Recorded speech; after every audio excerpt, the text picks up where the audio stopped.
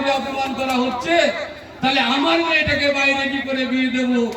কলকাতায় ছেলে দেখতে গেলে বলবে যে সন্দেশখালীর মহিলাদের পার্টি অফিসে ধর্ষণ করা হতো। আজকে সত্য প্রমাণ হয়েছে।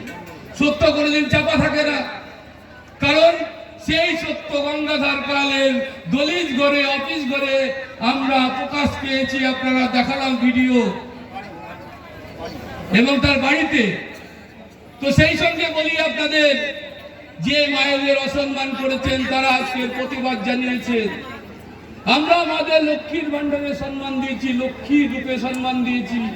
মমতা বন্দ্যোপাধ্যায় 1000 টাকা 1200 টাকা দিচ্ছেন আপনাদেরকে।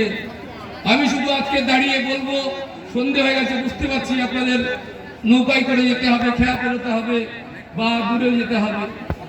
শুধু এটুকু বলতে চাই যে এই সন্দেশখালীর মঞ্চে দাঁড়িয়ে যারা কালকের বলেছিল যে সন্দেশখালীতে নাটক হয়নি, গঙ্গাধর কায়াল তার বক্তব্যকে মিথ্যা প্রমাণ করতে নিজেই উঠে পড়ে লেগেছে। বাবা, আমরা এই বক্তব্য চাইনি।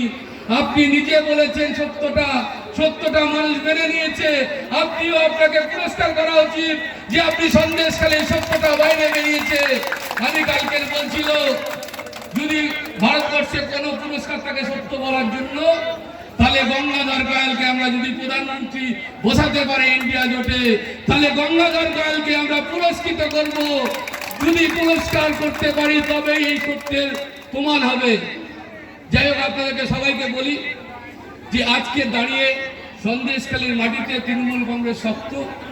তৃণমূল কংগ্রেস লড়াই করতে জানে, মা বোনেদের সম্মান করতে জানে। তাই আমি আপনাদের বলবো, আর বেশি বলবো না। 1 তারিখ আপনারা যেভাবে আজকে এসছেন বুথে, 1 জুন বুথে যাবেন, দেখবেন জোড়া ফুল। আমাদের প্রার্থী হাজী নুরুল, আপনারা জানেন এর আগে লোকসভা ভোটে জিতেছিলেন।